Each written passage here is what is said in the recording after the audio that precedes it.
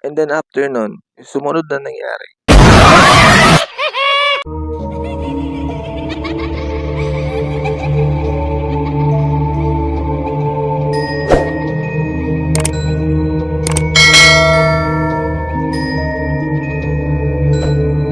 kaibigan niya lang na nagsa-sideline sa kanya, okey? Tapos nung time na yun, natulog siya sa likod ng bahay. Ngayon sabi ni ate, "Sigurado ka ba na diyan ka matutulog?" Sabi ni ate, "Kasi may mga kaibigan ako dito, kasi bago ka lang, baka manibago sila sa'yo at baka di mo magustuhan ang mangyari kapag pinansin ka nila. Hindi naman kaya pinaramdaman ka nila." Ang sagot niya kay ate, "Wala yan, di naman siguro sila mang-aano, kasi wala naman tayong ginagawang masama sa kanila." Sabi ni ate, "Okey, ikaw ang bahala. Ang sa akin lang kasi, bago ka lang dito sa bahay, kaya baka makaramdam ka ng mga kakaiba. Warningan lang kita para at least alam mo. Kasi ano man ang mangyari, alam ko sa sarili ko," sabi ni ate, "na pag once na bago ka lang sa bahay namin, mayroon at mayroon kang mararamdaman. Paalala na kaagad sa'yo." Okey, ang sagot niya, okey daw, wala naman daw problema. So ang nangyari, natulog siya sa likod ng bahay kasi doon talaga siya natutulog, eh. Yung meron kasing upuan yun doon na kahit ako gusto ko matulog dun, masarap. Talagang maaliwalas doon, kabit ka lang ng kulambo, talagang malamig yung part na yun dun, pero sa likod ng bahay yun, 'no, sa pinakalikod as in, doon talaga siya natutulog kasi masarap matulog dun. Tapos that time, yung unang gabi niya, 'di ba nakatulog na siya, tapos alam mo yun, yung parang nakagising siya, alam mo yun, yung parang namamalik mata siya o parang yung mata niya parang nagising. Napansin niya parang merong taong itim na nakatingin sa kanya. Tapos pagmulat niya ng gano'n, wala naman. Ibig sabihin, guni-guni niya lang yun. So, natulog din siya ulit. Nagilid din siya, nagkumot. Tapos yung sumunod na nangyari, parang may humahawak sa kumot niya. Tapos hinahayaan niya lang, hindi pinapansin. Tulog siya ulit. Yung sumunod na nangyari, biglang hinawakan yung paa niya. Biglang ginawa. Yun, doon. Alam niyo kung anong oras yun? Alas 3 ng madaling araw nangyari yan. Nung paghahawak sa paa niya, talagang gulat siya kasi ikaw ba naman hawakan sa paa tapos hilain yung paa mo? Di ba hinawakan tapos ginanon bigla? Talagang urong talaga siya sa hiniga niya. Hindi ka magugulat. Pagtingin mo walang tao. Oh, alam mo ginawa niya? Binuksan niya mga ilaw sa bahay. Sila ate, nagwalis na siya, sinilinis siya doon. Tapos nagising si ate ng alas 4, nagulat siya. Sabi niya, "Te, bakit anong oras pa lang to? Gising ka na. Ngayon naglilinis ka na." Sabi niya. Iyon, talagang sinabi niya rin kay ate. Sabi niya, kasi ganun nga daw yung nangyari. May nangyari ganun. So sabi ni ate, "Sabi ko sa'yo eh, dito ka na lang sa loob matulog kasi nga pagbago ka lang dito may kakaiba at may kakaiba kang mararamdaman. Eh ito kasi yung bahay namin, hindi lang kami nakatira," sabi ng ate ko. Tapos yung sumunod, meron naman akong uncle na taga Quezon pumunta sa bahay. Ito, mga nakaraan to, hindi ko alam kung anong year, basta pumunta sa bahay. Tapos ang sabi ng ate ko, "Dito ka na lang sa bahay matulog, huwag na sa taas, huwag na doon sa bahay kasi walang tao doon." Sabi niya, "Kaya raw, di ba sabi niya doon na lang ako sa taas matulog? Wala namang problema yan, wala naman siguro mangangain sa akin dyan." Sabi ni ate, "Walang mangangain sa'yo dyan, pero may magpaparamdam meron." Sabi niya, "Hindi naman ako takot sa ganyan at hindi naman ako naniniwala sa ganyan." Ngayon nagbitaw siya ng ganong salita. Sabi ni ate, "Sige, ikaw bahala. Yan, kunin mo yung unan, kumot." Yan, doon. Natulog siya ngayon doon. Natulog na siya doon. Tulog na siya. Bigla siyang nanaginip. Yung panaginip niya, alam niyo nakahiga ka tapos bigla ka nagmulat.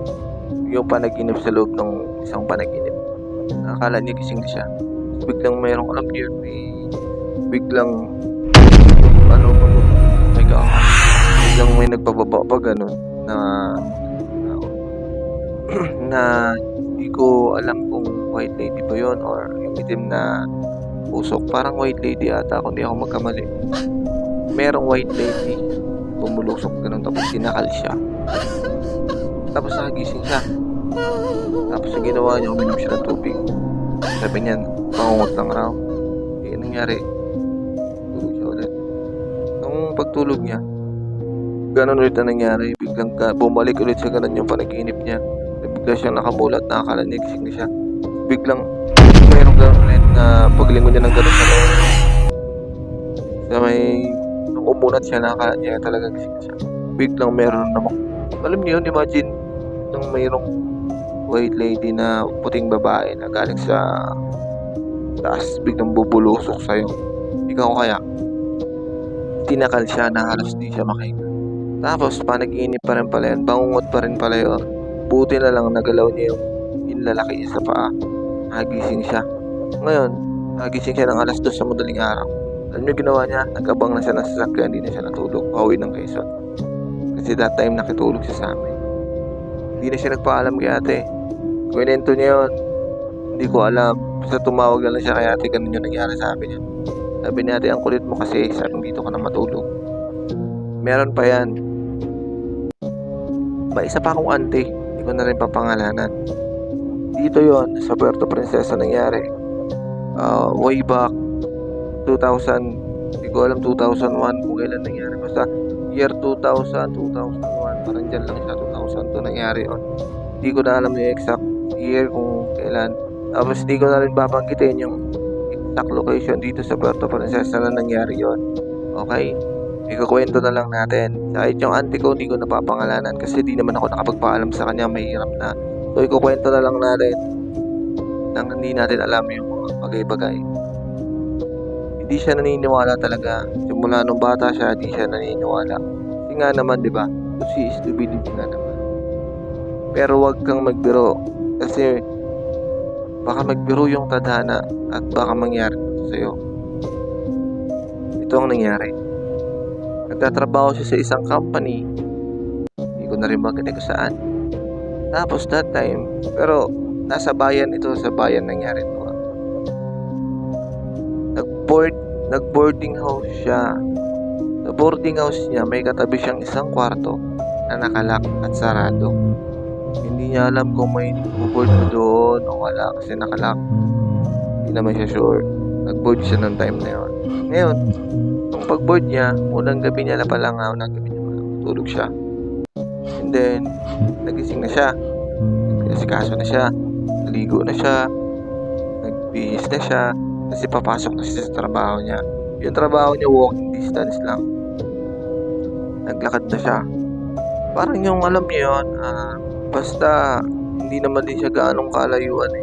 Siguro pag nilakad yung mga 10 minutes, ganun, 10 to 15 minutes, o 10 minutes siguro ganun, nandun na siya. Ngayon, naglakad na siya. Nung pagdating niya doon, sa pinagtatrabahuan niya, sabi sa kanya ng security guard, "Ma'am, saan ka pupunta?" "Parang aga mo naman, ma'am." Sabi niya, papasok na ako."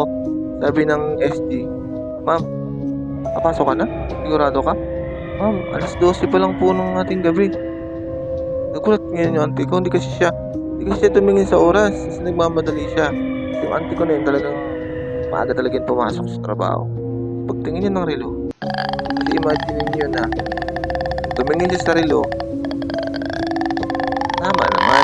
Ngayon, nung pagtingin niya ng time na yun, sa harap ng SG sa trabaho nila sa building, alas 12 nga ng gabi, sabi niya, "Ako na balik mata."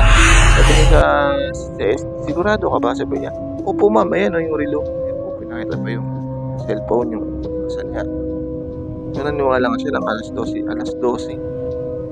pala ng ating gabi. So, bumalik siya sa boarding house nila. Yan, naglakad siya pa uwi. Ngayon, pagdating nila sa boarding house nila, kaya pala nagtataka siya, wala pang gising kahit sino. Kahit yung doon, yung bantay sa boarding house, tulog pa. Wala pang gising. Time na yun, pumasok na siya. Tapos, pagpasok niya sa kwarto, sa room niya, pagpasok, tumagos siya doon. Alam mo kung saan siya tumagos?